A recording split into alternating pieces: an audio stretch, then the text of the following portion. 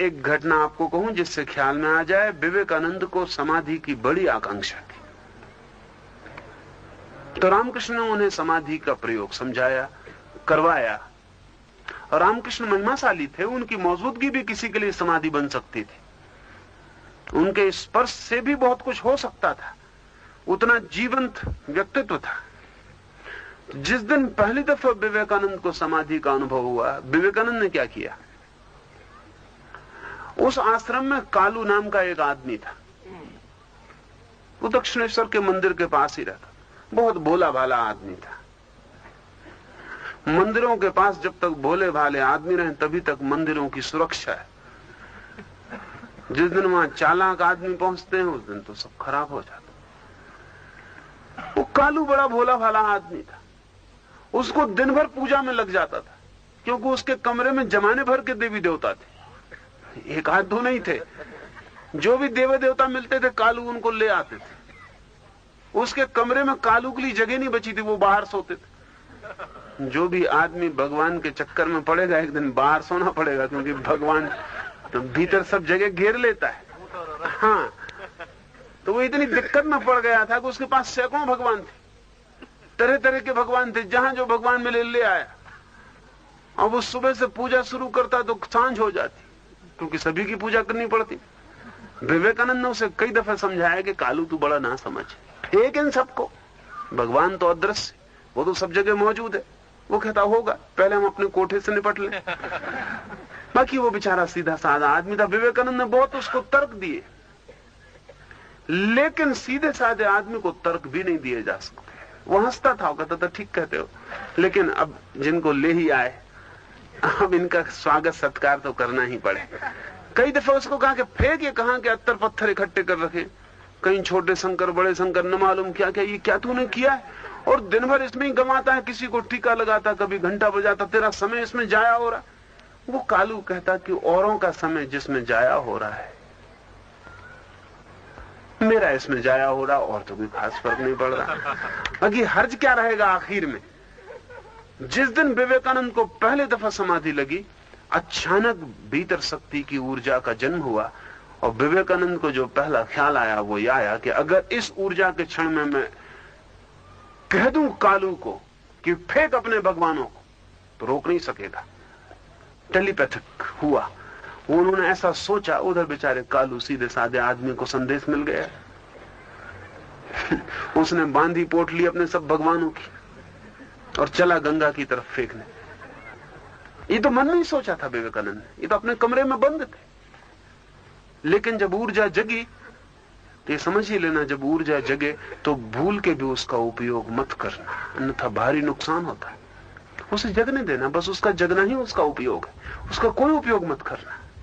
विवेकानंद ने तत्काल उपयोग किया, और जिस कालू को वो तर्क से नहीं समझा सके थे, उसके साथ पीछे के रास्ते से उपद्रव किया। उनको ख्याल भी नहीं था, उन्होंने सिर्फ ये सोचा ही कि अगर इस वक्त मैं कालू को कह दूं कि उठ कालू फेंक सब, तो इतनी ऊर्जा मेरे भीतर है कि कालू बच नहीं सकेगा। ये उन्होंने सोचा ही। उधर कालू ने अपना पूजा मूजा कर रहा था, उसने सब बोतली बांधी, सब भगवानों को कंधे पे टांग के वो बाहर निकला। रामकृष्ण ने उसे कहा कि पागल अंदर ले जा, उसने कहा कि सब बेकार। रामकृष्ण ने कहा कालू ये तू नहीं बोलता है, ये कोई और बोल रहा है, तू भीतर चल, मैं उसको देखता हूं शैतान को जो बोल रहा है। वो भागे गए, दरवाजा तोड़ा और विवेकानंद को हिलाया और कहा कि बस ये तुम्हारी आखिरी समाधि हुई, अब आगे तुम्हें समाधि की अभी जरूरत नहीं है, और ये कुंजी मैं अपने पास रखे लेता हूं, ये तुम्हारी समाधि की चाबी मैं अपने पास रखे लेता हूं, मरने के 3 दिन पहले लौटा दूंगा। विवेकानंद बहुत चिल्लाए और रोए कि आप ये क्या करते हैं, मुझे समाधि दे।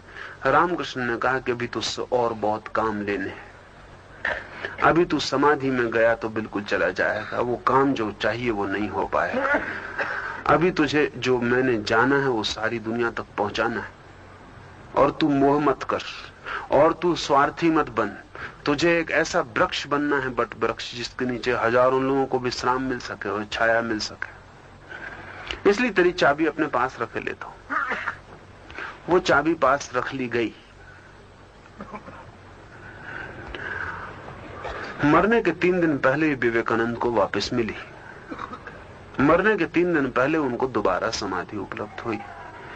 लेकिन इसमें जो मैं कहना चाहता हूं वो ये कि जिस समाधि की चाबी रखी जा सके वो समाधि साइकिक से ज्यादा नहीं हो सकती। जो समाधि किसी दूसरे के हां या ना कहने पर निर्भर हो वो गहरे मनस से ज्यादा नहीं हो सकती, मनस पार नहीं हो सकती, मन के पार की नहीं हो सकती। और जिस समाधि में कालू को मूर्तियां फेंकने का ख्याल आ जाए वो समाधि बहुत आत्मिक नहीं हो सकती, उसका कोई कारण नहीं है होने का। तो विवेकानंद को जो समाधि घटी वो मानसिक है, शरीर से बहुत ऊपर है लेकिन आत्मा से बहुत नीचे है। और फिर रामकृष्ण की जो तकलीफ थी उसकी वजह से विवेकानंद को रोकना जरूरी था कि वो और गहरे में चले जाएं, अन्यथा कौन उस संदेश को लेकर जाता।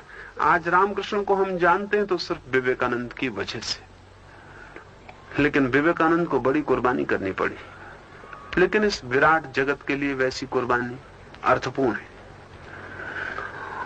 और रामकृष्ण को विवेकानंद को रोकना पड़ा साइकिक पर कि वो आगे न चले जाएं, अन्यथा फिर विवेकानंद को राजी नहीं किया जा सकता था। और रामकृष्ण की दुविधा यही थी कि बुद्ध को जो दोनों एक साथ मिले वो रामकृष्ण को अकेले हैं, वो जानना तो मिल गया है, बताना नहीं है उनके पास, वो उसे नहीं बता सकते, इसलिए किसी और आदमी के कंधे का सहारा लेना पड़ा। रामकृष्ण विवेकानंद के कंधों पर बैठ के ही यात्रा किए। इसलिए इसमें मैं मानता हूं कि विवेकानंद इंस्ट्रूमेंट बनाए गए, लेकिन कृष्ण अर्जुन को इंस्ट्रूमेंट नहीं बना रहे। कोई बात ही नहीं इंस्ट्रूमेंट में, वो सिर्फ कह रहे हैं जो है।